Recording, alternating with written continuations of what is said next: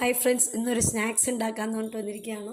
അതിനാവശ്യമായിട്ടുള്ള സാധനങ്ങൾ ഇതാ: ഒരു ഗ്ലാസ് പച്ചരി വെള്ളത്തിലിട്ട് വെച്ചിട്ടുണ്ട്, കുതിർത്തി വെച്ചിട്ടുണ്ട്. പിന്നെ വേണ്ടത് ഒരു ഉരുളക്കിഴങ്ങാണ്. പിന്നെ ഇതാ ഒരു ചെറിയ സവോള അരിഞ്ഞു വെച്ചിട്ടുണ്ട്. 2 പച്ചമുളകും കുറച്ച് മല്ലിയില പിന്നെ കരിവേപ്പില അരിഞ്ഞു വെച്ചിട്ടുണ്ട്.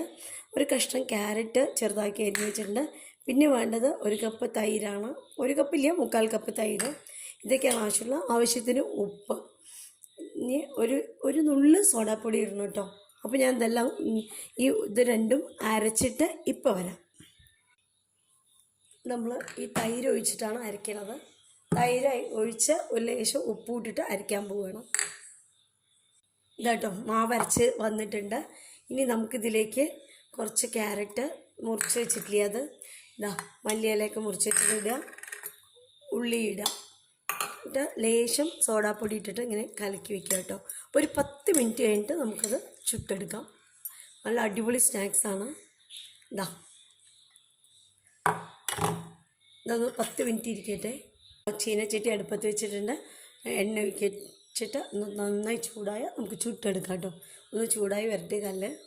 ഇതാട്ടോ ചീനച്ചട്ടിയിൽ എണ്ണ വെച്ചിട്ടുണ്ട്. അത് ചൂടായിട്ടുണ്ട് തോന്നുന്നു. നമുക്കൊന്ന് ഇട്ട് നോക്കാം. എന്നിട്ട് ഇതാ സ്പൂൺ കൊണ്ട് ഇങ്ങനെ കൈ കൊണ്ട് മണച്ചിടാം. ഞാൻ എന്താ സ്പൂൺ കൊണ്ടാണ് ഇടുന്നത്. അപ്പോൾ എണ്ണ ചൂടായിട്ടുണ്ട്.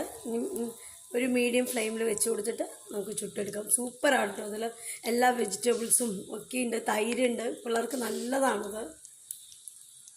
ഒന്നായിട്ട് ആയി വരട്ടെ കേട്ടോ. കോരിയെടുക്കാണ്. വെന്തിട്ടുണ്ട്. അപ്പോൾ നമുക്ക് കോരിയെടുക്കാം. ഇനി അടുത്ത് ഇടാം.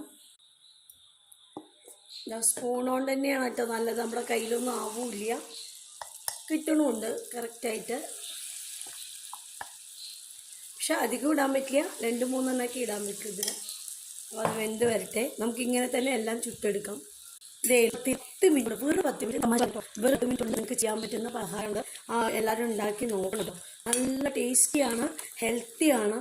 ഈ എണ്ണയാണ് നിങ്ങൾ വിചാരിക്കും, എണ്ണയിലുണ്ടാക്കുന്ന പലഹാരം ഇത്ര ഹെൽത്തി ആണെന്നൊന്നും പറയാൻ പറ്റും. പക്ഷെ നമ്മൾ പുറത്ത് പോയി വാങ്ങിച്ച് കഴിക്കുന്നതിനേക്കാൾ നമ്മുടെ വീട്ടിലെ ശുദ്ധമായിട്ടുള്ള എണ്ണയിൽ വറുത്ത് കോരിക്കുമ്പോൾ സൂപ്പറായിരിക്കില്ലേ.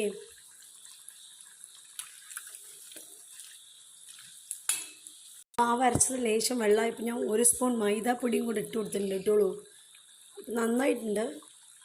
ഇതായിട്ട് നമ്മുടെ അവസാനത്തെ നമ്മുടെ സ്നാക്സ് ഇതാണ്. വറുത്ത് കോരി കഴിഞ്ഞു. അപ്പോൾ നിങ്ങളെല്ലാവരും ഉണ്ടാക്കി നോക്കുക. നല്ല സ്നാക്സാണ് കേട്ടോ. എളുപ്പം